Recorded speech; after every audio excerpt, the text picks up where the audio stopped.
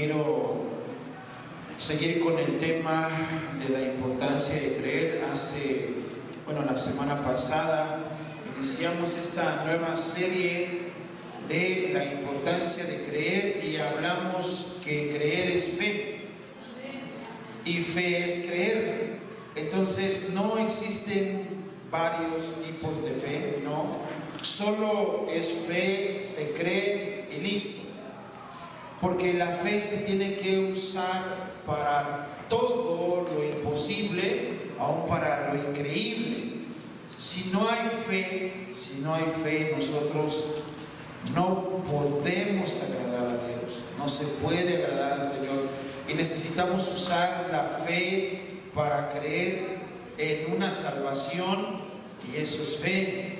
Necesitamos la fe incluso para creer que nuestros pecados son perdonados, eso es fe, porque de eso se trata. Cuando usted tiene fe, las cosas se hacen más fáciles, porque la Biblia nos dice que al que cree, todo le es posible. Y cuando creemos, aún las cosas tan imposibles para nosotros se hacen posibles en las manos del Señor. Por eso la semana pasada que vimos los tres tipos de creyentes, vimos los que se convencen por lo que ven y dicen que son creyentes, y los que fingen creer, y los que verdaderamente creen. Quiero que abra su Biblia en el libro de Hebreos capítulo 11, verso 6. Igual ese es nuestro texto base sobre la importancia de poder creer. Recordemos que en este capítulo de Hebreos 11 pues nos habla de grandes personajes que creyeron, maravillas, etc. Pero no vamos a hablar de ellos, sino vamos a hablar hacia nosotros, porque la importancia de creer, ahora nos toca a nosotros ejercer nuestra fe, como Abraham, como Isaac, como Jacob, como los grandes hombres, los patriarcas del Antiguo Testamento, esos hombres y mujeres que están aquí escritos en el libro de Hebreos capítulo 11, en donde por fe hicieron, por fe conquistaron. Y queremos que usted pueda ejercitar su fe siempre para algo dentro del reino de Dios, para glorificar el nombre de Dios. En Hebreos 11:6 dice, por favor todos juntos, dice: pero sin fe es imposible agradar a Dios, porque es necesario que el que se acerca a Dios crea que le hay y que es galardonador de los que le buscan. Vamos a orar. Padre eterno, te damos a ti la gloria, la honra. Muchas gracias, Señor, por este tiempo.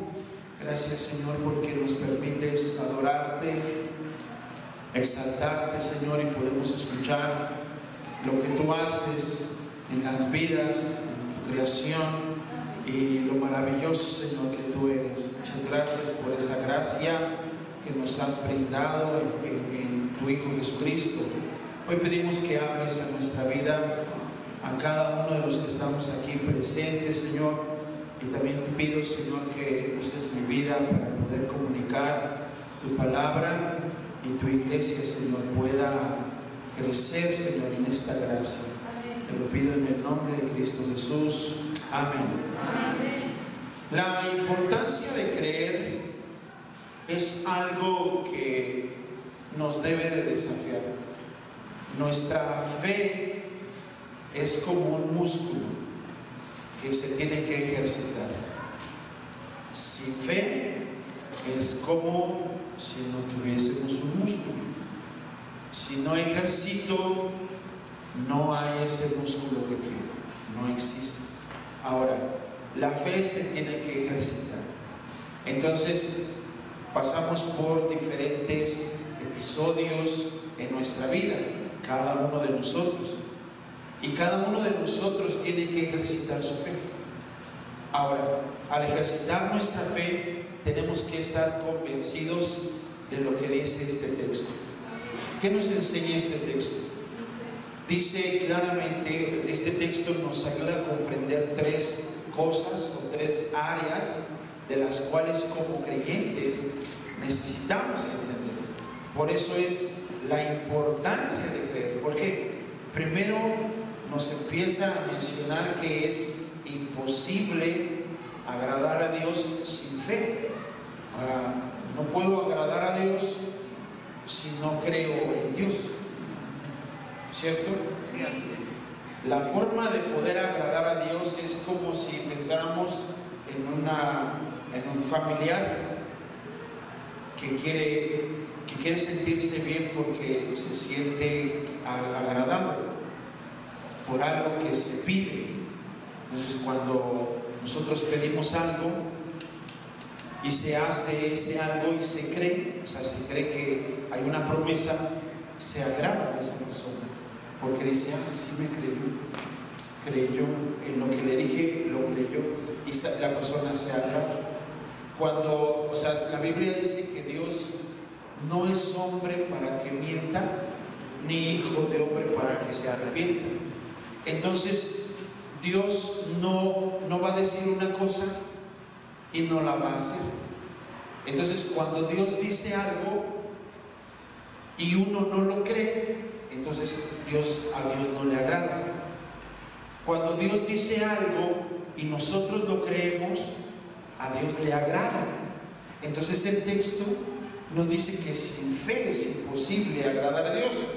Ahora, ¿por qué? Porque es dudar.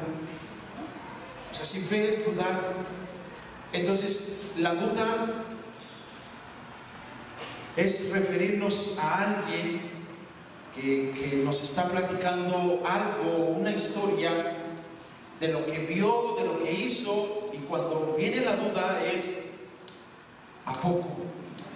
¿Verdad? No te creo, es mentiroso, ¿verdad? Porque no lo está creyendo, eso es duda, eso es duda. Y cuando la persona le cree, o sea, todo lo que le dice, lo cree, entonces lo expresa de otra forma, de otro sentido, porque lo está creyendo.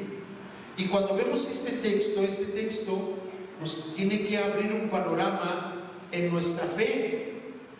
Y nuestra fe tiene que activarse nuevamente para poder creer aún en las cosas que nosotros no podemos hacer.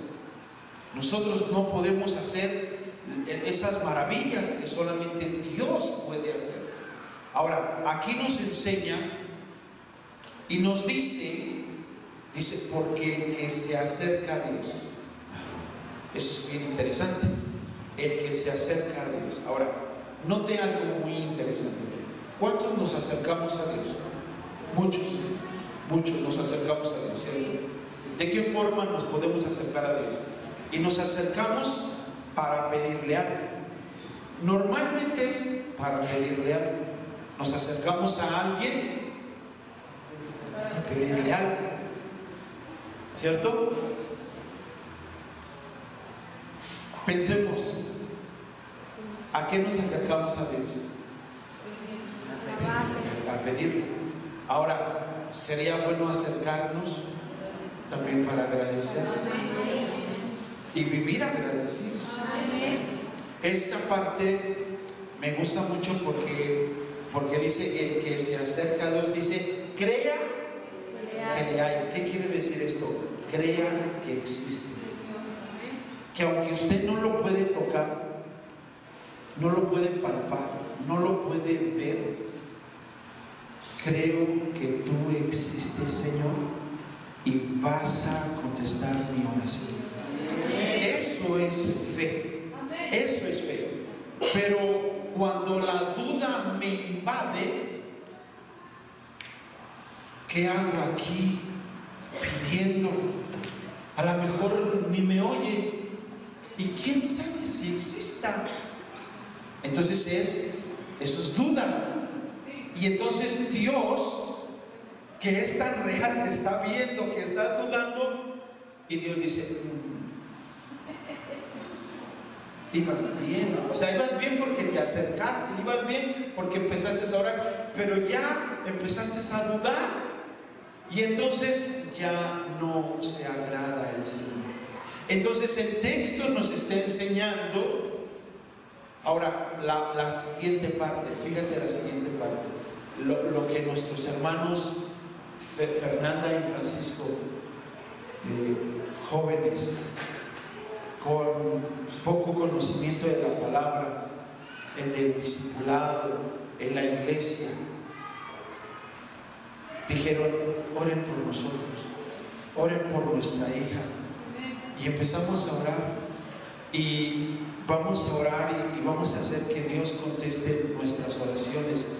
Dios contestó la oración y Dios respondió a la oración, pero todo se activó por los que creen. ¿Qué dice el texto de Hebreos 11:6? Dice: y que es galardonador de los que le buscan. Dios premia a los que le buscan. Y entonces ese premio, ese galardón, o sea, lo creíste, ahí está tu hija sana. O sea, eso es lo que sucede, eso es lo que se activa cuando uno cree. Pero me acerco a Dios, dudo que Él existe, quién sabe si me escuche, creo que no me está oyendo. Ya lo arruinaste. ¿Por qué? Porque estás dudando. Y por eso, sin fe es imposible agradar a Dios. Sin fe es imposible. No voy a poder agradar a Dios porque estoy dudando. Entonces tengo que entender que para agradar a Dios, número uno, tengo que creer que Él existe. Para poder, o sea, yo tengo que agradar a Dios. Bueno, si voy a agradar a Dios, tengo que estar convencido. ¿Recuerda lo que dice Hebreos 11:1? ¿Lo recuerda? Después la fe, la certeza. Ahora, yo tengo que tener la certeza que si oro, Dios me oye. Amén. Dios lo hace. Entonces tengo que estar 100% convencido de que Dios es real. Aunque no lo pueda palpar, aunque no lo pueda ver. ¿Cierto?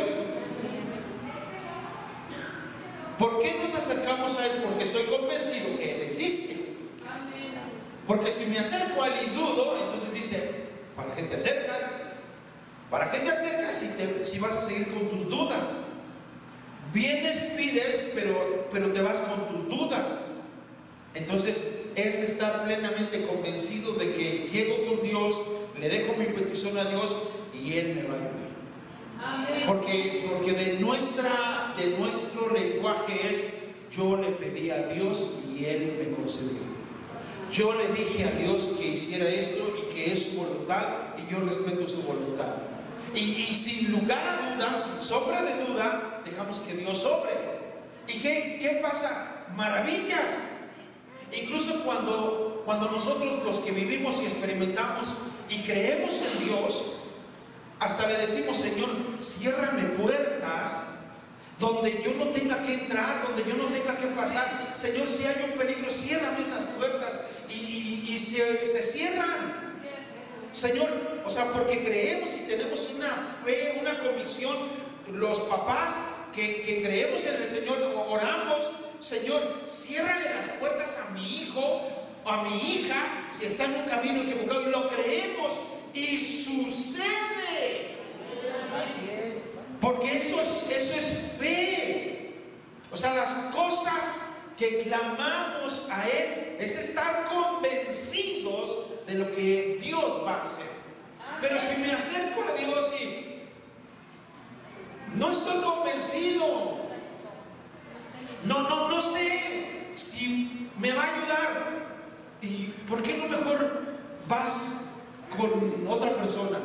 O vas con un psicólogo, o vas con...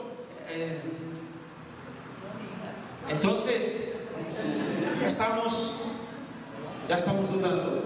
El psicólogo, el doctor, el médico, el cirujano es la segunda opción. Siempre. Pero la primera opción, la prioridad es Dios. ¿Qué es lo que, o sea, cuando una persona se enferma, antes de correr al hospital, primero doblamos nuestras rodillas y le pedimos a Dios, ahora sí corremos? Pero número uno es Dios, porque se cree en el Señor. Por eso, si usted quiere que uno de sus familiares cambie, vaya a Dios primero. Amén. Si usted quiere que uno de sus hijos se sana, vaya a Dios primero. Porque si no vamos con Dios primero, lo vamos a dejar en segundo lugar al Señor. Y no se debe de hacer eso. Ahora, el texto, para podernos enfocar aquí, es entender por qué es necesario que el que se acerca a Dios. Ahora, ¿a qué nos acercamos a Dios? Número uno, a tener una intimidad con Él en oración. Por eso nos acercamos a Él, porque creemos que Él existe. Número dos, nos acercamos a escuchar su palabra, la Biblia, porque sabemos que Él nos va a hablar. Háblame, Señor, háblame. ¿Cómo nos va a hablar? Pues lógico, Él no te va a hablar por micrófono, ni tampoco te va a mandar un mensaje de texto, no, ni tampoco te va a etiquetar en su Facebook, no, te va a hablar ¿dónde? En su palabra. Si tú quieres que Dios te hable, ve a su palabra y búscalo a su palabra. O sea, si tú crees en Dios, si no crees en Dios, mira, o si tú dices que crees en Dios, pero no vas ni a su palabra, ni vas a Él en oración, sería bueno que analices si verdaderamente estás creyendo. Amén. Porque podría ser un Tomás, o podría ser de los que dicen creer, pero con los hechos lo niegan, ¿cierto? Ahora, ¿a qué nos acercamos a Él? También nos acercamos a Él a través de la iglesia para convivir con los hermanos. No se puede uno acercar a Dios y odiar al hermano. ¿Entiendes? O sea, ¿qué persona? Porque esto hasta hay muchos pastores que también lo ponen de ejemplo, y es un ejemplo de verdad muy cierto, muy real. En una relación conyugal, en una relación de matrimonio, un amigo, es que es mi amigo él, pero es que su esposa no me cae bien. Entonces, ¿cómo podría yo hablar mal de su esposa, de mi amigo? No se puede. O sea, sin importar cómo sea la esposa, es su esposa y se tiene que respetar. Amén. Y cuando Jesucristo tiene a su novia, que es la iglesia, no puedo hablar mal de la iglesia porque es la novia de Cristo. ¿Entiende lo que le digo? O sea, ¿cómo puedo decir yo a ti, Cristo, sí te amo, pero la verdad tu novia me cae gorda? ¿Cómo? No, es su novia y tengo que respetarla. Amén. Por eso entre hermanos nos respetamos. Es que me cae mal, es que me cae bien gordo. Pues te aguantas, es la novia de Cristo. Amén. Es su novia y Él así la quiere. ¿Cierto o no? Así, tengo que amarla. Bueno, pues, con eso. Los creyentes, los tres tipos de creyentes que vimos la semana pasada, quiero resaltar algo muy importante, por ejemplo, de Tomás. Tomás tuvo que ver para convencerse. Ese tipo de fe se le llama fe convencida por lo que ve. O sea, no es una legítima fe. Él dice, en San Juan 20:28, él dice, sus frases de Tomás son: entonces Tomás respondió y le dijo, Señor mío y Dios mío. O sea, Tomás vio a Jesús y le dijo Señor. Tomás vio a Jesús y le dijo Dios. ¿Cierto o no? O sea, él no está usando un término mexicano. ¡Ay, Dios mío! Él está reconociendo a Jesús como Señor y como Dios.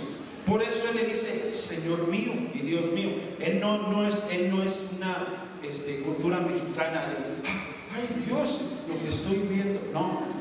¿Entiende? Entonces, Tomás dice, Señor mío y Dios mío. Entonces, ¿qué hacen los Tomases? ¿Qué hacen los Tomases? Hasta no ver, no creer. Y entonces ese tipo de fe no sirve. no sirve porque se quieren convencer por lo que ven. Ahora sí voy a creer, pero y ya que lo tengo, ahora sí lo creo. No, tengo que creerlos, pues la fe, la certeza de lo que se espera y la convicción de lo que no se ve. Eso es fe. La fe es una certeza. Yo lo estoy esperando, algo que no veo, y lo voy a decir y lo voy a declarar, esperando en el Señor lo que estoy esperando. Por eso la Biblia nos enseña: sin fe es imposible agradar a Dios. Sin fe. Ahora, ¿Tomás agradó a Jesús? No. Por eso Jesús le dijo: tienes que creer y no seas un incrédulo. O sea, le dijo incrédulo porque se convenció al verlo. Por eso un incrédulo es una persona que no está creyendo. Entonces, los que fingen creer, ¿qué hacen los que fingen creer? Ellos, este tipo de personas, ¿qué dicen? Profesan conocer a Dios. O sea, dicen que conocen a Dios, pero sus hechos son hechos vergonzosos. Y los que verdaderamente creen, vimos en la Biblia que ellos sirven, se ocupan en buenas obras. De acuerdo a Tito 3:8, dice: palabra fiel es esta, y en estas cosas quiero que insistas con firmeza. Para los que creen en Dios, procuren ocuparse en buenas obras. Estas cosas son buenas y útiles para los hombres. Ahora, aquí es donde se aplica la fe. ¿Creo en Dios? ¿Creemos en Dios? Amén. Eso es. Creemos en Dios. Esto nos tiene que, miren, esto nos tiene que hacer pensar. Lea por favor Santiago 2:19. Ahí en su Biblia. Ahí en su Biblia, aunque lo pongamos en la pantalla, en su Biblia. ¿Por qué en su Biblia? ¿Por qué en su Biblia? Miren, porque es bien importante entender el contexto de lo que está diciendo este texto. ¿Por qué es importante entender el contexto? Santiago está hablando, mis amados hermanos, de las obras y de la fe. Él está hablando de obras y fe. Él dice que una fe muerta no tiene obras. O sea, una buena obra manifiesta tu fe. Esa es una obra que se hizo, ¿no? O sea, ¿qué le dijo la suegra? ¿Sí fue tu suegra? ¿Sí? ¿Tu suegra? Su linda y preciosa suegra, su linda y preciosa mami, le dijo: desiste, ¿no? O sea, ya que no lo perdono. ¿Cierto? ¿Sí dijo así? Eso fue lo que entendí, ¿sí? Y le dijo: ya que no lo perdono. Ella pudo haber dicho: sí, cierto. Mejor no, porque estoy viendo sufrir a mi hija. Y usted sabe bien que como padre, o especialmente las madres, son bien sensibles y no, ya no le hago nada, ya no. Y haberle hecho caso a su suegra. ¿Le hizo caso a su suegra? No. Siguió con el plan de Dios. Eso se llama obras. Eso es una obra. Es casi ofrecer al hijo, ¿no? Bueno, me arriesgo. Lo estoy apostando todo al número 7, porque creo que el número 7 es perfección y voy a ganar. ¿Sí? Eso es. Ahora, si yo estoy entendiendo lo que dice este texto de Santiago, capítulo 2, verso 19, dice: ¿tú crees que Dios es uno? Bien haces. También los demonios creen y tiemblan. ¿Qué quiere decir este texto? Ahora recordemos que este texto o esta parte está hablando de obras. Y Santiago está diciendo: mira, los demonios también creen en Dios, pero ellos no tienen buenas obras. Ellos están condenados ya por la eternidad. Ellos saben que les espera un juicio eterno y un horrendo castigo. Por eso usa la frase "y tiemblan", porque saben lo que les está esperando. Un pastor decía esta frase: cuando el diablo te recuerde tu pasado, tú recuérdale su futuro. ¿Entiende eso? ¿Por qué? Porque el futuro del diablo y de los demonios es castigo eterno.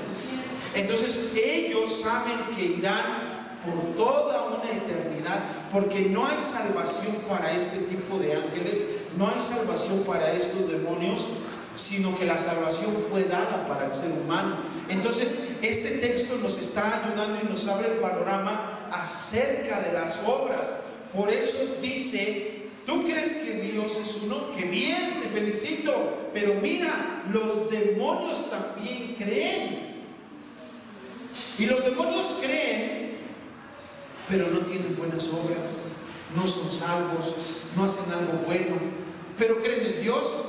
¿Hay cristianos que creen en Dios? Sí, y creen en Dios, pero no tienen buenas obras.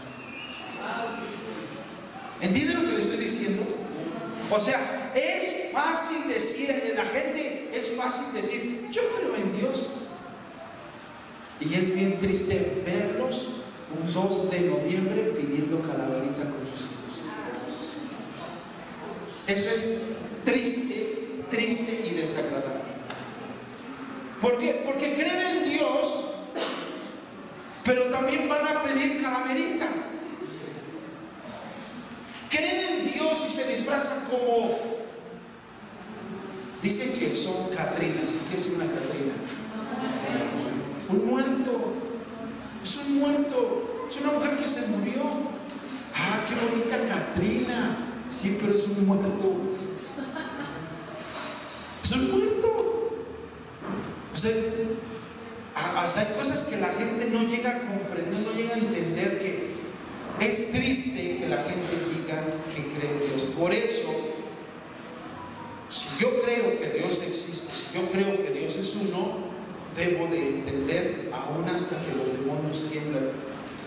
Y la Biblia dice que debemos de ser temerosos de Dios. Ser temeroso de Dios, muchos me preguntan y me dicen: pastor, ¿temeroso de Dios es de que le debemos de tener miedo a Dios? Sí. Sí. ¿Sabe por qué? Miren, Él es el único que te puede echar al infierno. O sea, si tú reniegas de Él, Él es el único. Nadie más, o sea, no hay nadie más arriba de Él. No vivimos con miedo, sino vivimos con respeto y temor y reverencia para el Señor. Por eso a Dios se le tiene que agradar. Por eso sin fe es imposible agradar a Dios. Entonces, pues voy al mundo, pues voy y vengo. Es como si estuvieras dudando de la existencia y el poder de Dios, y Dios es fuego consumidor. Amén. O sea, no puedes estar tentando al Señor y jugando al cristiano, o tratando de querer ser cristiano y no serlo, tener un pie en el mundo y tener un pie acá. No, estás jugando, porque Dios es amor, sí, pero va a llegar el momento en que Él estará en su trono y te va a juzgar. Entonces, si tú no eres temeroso de Dios, vas a exponerte y vas a exponer tu salvación, y puedes perder tu alma por la eternidad. Por eso déjame mencionarte 7 manifestaciones de los que creen en Dios. 7 manifestaciones. ¿Tú crees en Dios? Tienen que haber estas manifestaciones en tu vida. Como número 1, creer en Dios. Ahora te pregunto, ¿tú crees en Dios? Amén. Eso es. Ahora, ya crees en Dios. Ahora, la Biblia, ¿cómo puedo decir que creo en Dios? En la historia se enseña. ¿Ustedes saben qué es un gnóstico? ¿Qué es un gnóstico? A ver, levanten la mano los que saben qué es un gnóstico. Ok, miren, muy poquitos saben qué es un gnóstico. Una persona, o sea, un ateo, ¿saben qué es un ateo? ¿Qué es un ateo? Un ateo es una persona que no cree en Dios, ¿cierto? Ese es un ateo. Pero curiosamente, un gnóstico es una persona que cree en Dios, pero no tiene la forma de cómo demostrar la existencia de Dios. Ese es un gnóstico. El ateo no cree en Dios, pero no tiene la forma de cómo demostrar que no existe Dios. ¿Sí me doy a entender? Eso es. Si Soy ateo, demuéstrame que Dios no existe. No tengo cómo, ese es un ateo. Y si soy un gnóstico, o sea, por ejemplo, hay cristianos que dicen que son cristianos, pero les dicen, demuéstrame la existencia de Dios, pero no pueden. Entonces es un cristiano gnóstico. ¿Por qué? Porque no tiene la forma de cómo demostrar que Dios existe. Ahora solo te voy a dar tres textos bíblicos para demostrar la existencia de Dios. O sea, esto es fe. Esto es fe. Recuerde que la Biblia es un libro de fe. O sea, no es un libro de lógica. Si usted quiere irse a una lógica en la Biblia es muy difícil de encontrarle una lógica. Y encuentra usted una lógica del testimonio de los hermanos, encuentra una lógica, no, o sea, todo va en contra y de repente, miren, y hay otras operaciones que no funcionan. Y puede estar en operación tras operación tras operación, pero esto es fe, porque se está creyendo en Él, y Dios se agrada porque no lo ves y estás creyendo. Y entonces dicen, wow, hay fe, eso es muy bonito, y entonces Dios está agradado, feliz, porque se está creyendo aunque no se le está viendo. Y eso es algo maravilloso, porque imagínate si tú quieres pasar una eternidad con Dios, pero dudas de la existencia de Dios. Dios dice, pues te vas a morir aquí porque no me vas a ver. ¿No? Es como aquel astronauta que fue al espacio y después regresó y dijo, Dios no existe. Y dice, ¿cómo puedes decir que Dios no existe? Es que yo fui al espacio, fui a la luna y no lo vi. No se trata de lógica, se trata de fe. Romanos capítulo 1, verso 20. Tengo poco tiempo tengo, sale, a ver, rápido. Porque las cosas invisibles de Él, otra vez, porque las cosas invisibles de Él, otra vez, porque las cosas invisibles de Él, su eterno poder y deidad, se hacen claramente, ¿qué? Desde la creación del mundo, siendo que por medio de las cosas hechas, de modo que no tienen excusa. No puede suceder un accidente y que sea algo perfecto, ¿no? Los accidentes traen accidentes y desastres, ¿sí? Y entonces la ciencia dice que a través de un accidente se formó el universo. Entonces es ahí donde se entra en muchas teorías de las personas, de los seres humanos. A final de cuentas son seres humanos. No son seres de otro planeta, son seres humanos que creen en sus teorías, y ellos dicen que no creen en Dios porque no lo han visto. Ok. Pues aquí Pablo está diciendo claramente que las cosas invisibles de Él, primero su eterno poder y deidad, su deidad es su divinidad, la existencia de un ser divino que hizo todas las cosas, todo. En el libro de Hebreos 1, capítulo 1, verso 2, dice, en estos postreros días nos ha hablado por el Hijo.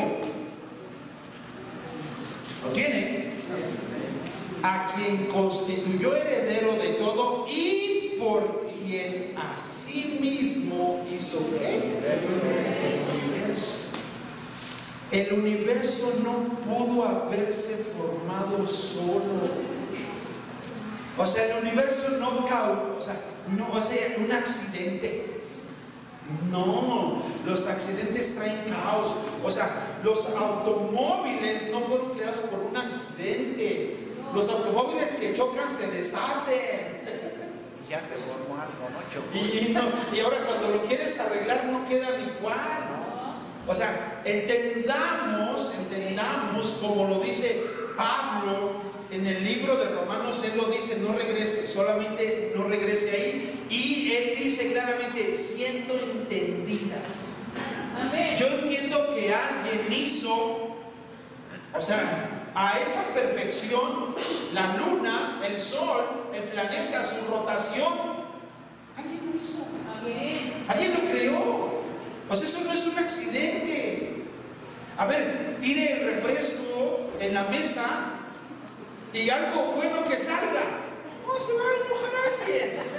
Van a llegar moscas, ¿no?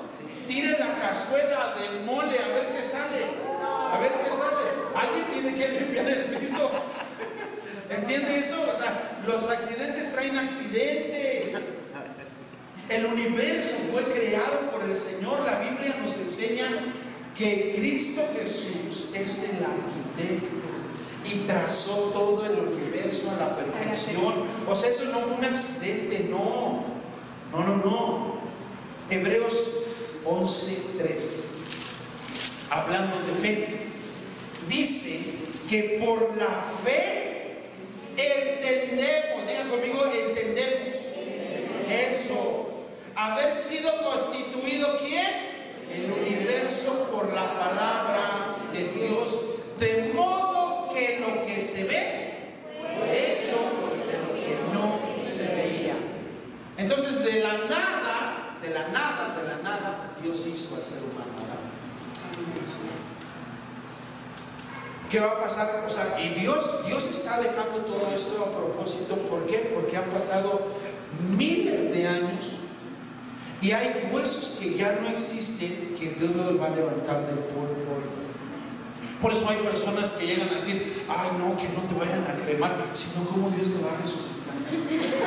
Eso es algo tan ilógico, porque si Dios hizo de la nada a Adán, que no ¿qué no te pueda levantar de donde tú estés? ¿Verdad? Por eso esto es algo, primero tengo que estar convencido de que Dios es real. Entonces, en las escuelas hay maestros que te van a atacar tu fe y te van a decir: Dios no existe. A ver, y si tú crees en Dios, demuestra que Dios existe. Y te van a desafiar. Mira, no entres en conflictos. ¿Tú crees que Dios es real? No entres en esos conflictos. Simple y sencillamente mantente en tu fe, cree en el Señor. ¿Dan ganas de debatir con esta gente? Sí. Pero precisamente a este tipo de personas son gnósticos, que no pueden demostrar la existencia de Dios. Igual un ateo gnóstico no puede demostrar la inexistencia de Dios. Entonces, ni uno de los dos. Ahora, ¿puedo demostrar la existencia de Dios? Por supuesto que sí. ¿Quién puede hacer algo tan maravilloso como el ojo del ser humano? Ni la misma ciencia ha alcanzado a hacer eso. ¿Quién podría contar tus cabellos? Dios es el que los tiene contados. Milimétricamente tus cabellos tienen una medida exacta. O sea, todo está calculado. ¿Cómo puede ser el desarrollo de un pequeño esperma en el óvulo de una mujer, desarrollándose paso a paso y formándose algo tan hermoso que ahora aquí está aquí sentado? Amén. ¿Sí o no? ¿Cómo se desarrolló ese bichito, gusanito, esperma? ¿Cómo? Pues por el poder de Dios, y así lo formó. Y cada uno de ellos, o sea, nadie sale el brazo acá, se equivocó el Señor. No nace uno así, todos, mira, bien, los brazos, todo bien. ¿Entiende lo que le estoy diciendo? La existencia de Dios es tan real que el diablo quiere confundir eso. Número dos, segunda manifestación de los que creen en Dios: le agradan a Dios. O sea, su enfoque es agradar al Señor. ¿Cómo agradamos a Dios? Sirviendo a los hermanos. Primera de Tesalonicenses 4:1 nos dice: por lo demás, hermanos, os rogamos y exhortamos en el Señor Jesús, que de la manera que aprendisteis de nosotros, cómo os conviene conduciros y agradar a Dios, así abundéis más y más. ¿Cómo puedo agradar a Dios? Agradando a Dios. Amén. Quiero que voltees a ver a tu hermano que está acá. Quiero que voltees a ver. Y quiero que le digas, voy a agradar a Dios sirviéndote a ti. Amén. ¿Sí? Ahora, si ustedes dicen eso, a su hermano, y su hermano le dice lo mismo, de eso se trata. ¿Por qué? Porque agradar a Dios es precisamente el poder servir al hermano que está a su lado. No puede usted decir que agrada a Dios, pero el hermano de al lado le cae mal, es insoportable, ya no te aguanto.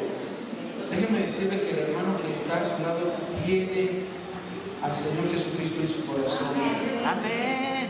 Igual que usted, y tiene que amarlo. ¿Sabes qué? Te amo solo porque Cristo está en ti. Segunda de Corintios 5:9 dice: por tanto, procuramos también, o ausentes o presentes. ¿Qué es ausentes? ¿Qué es ausentes? Que estamos lejos. Aunque no estás presente en oración, agrádale a Dios. Aunque estás presente en oración, agrádale a Dios. O sea, estés en la iglesia, agrádale a Dios. No estás en la iglesia, agrádale a Dios. Donde estés, agrádale a Dios. O sea, es una forma.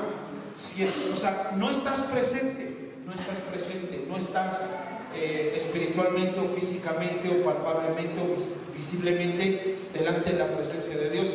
Aunque no lo ves, sea agradable, séle agradable. Amén. Eso es.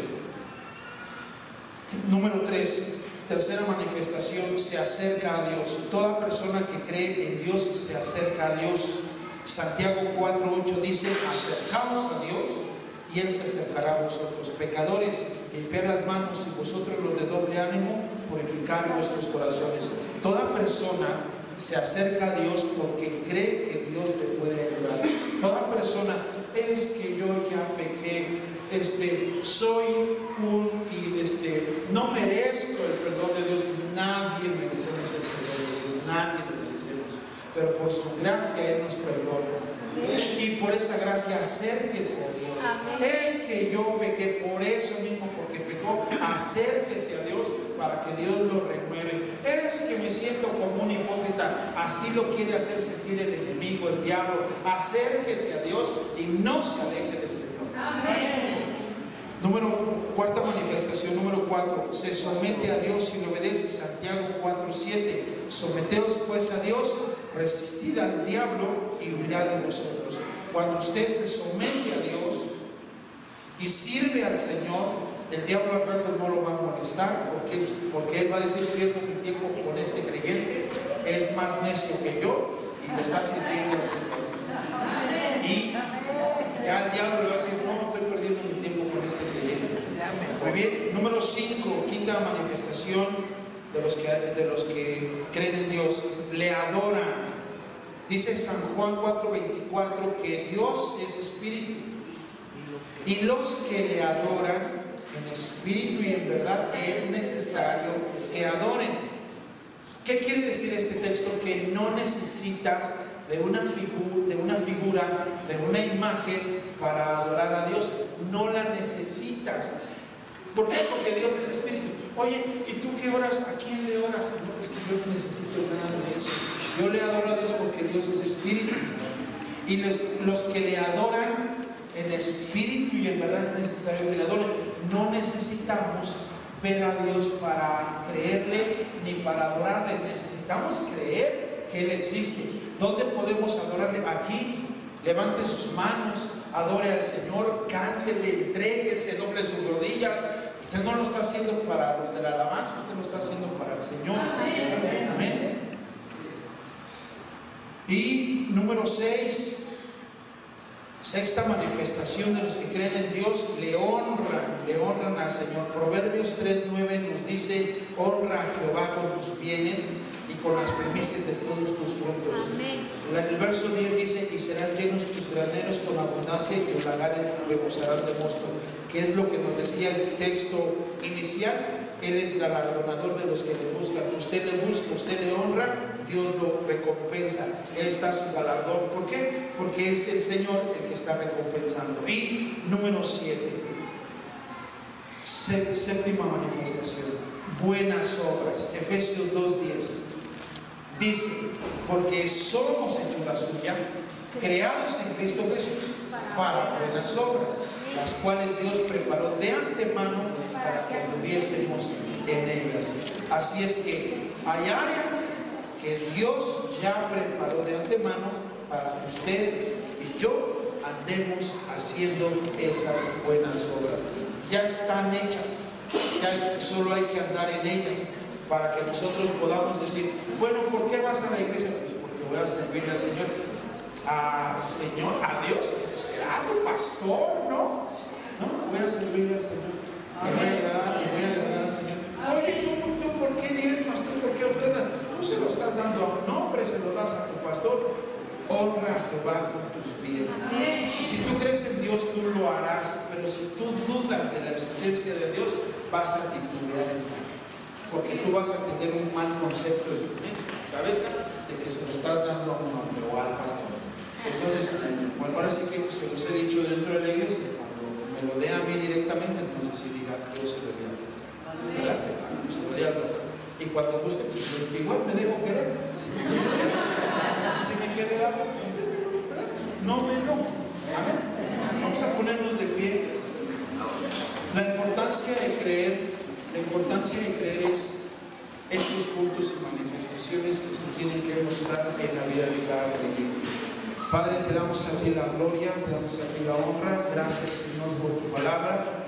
Gracias, Señor, porque a través de ella eres tú, Señor, manifestándote en nosotros. Creemos, Señor, en ti, creemos en tu existencia. Todo lo que tú has hecho, lo que has creado, Señor, no es porque lo veamos y estemos convencidos, sino que a través de tu palabra nos ha enseñado todo lo que tú has mostrado y hecho, Señor. Todos estos grandes hombres que han creído en ti y han mostrado, Señor, tu soberanía.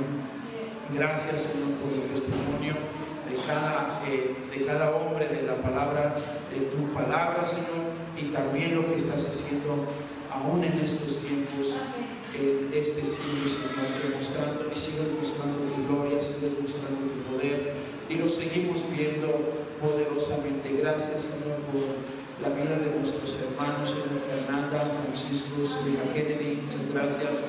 Pedimos, Señor, que tú los sigas fortaleciendo, que su fe no falte, que ellos puedan seguir creyendo, Señor, cosas grandes, cosas maravillosas, y sabemos que tú, Señor, recompensas a los que creen y a los que te buscan.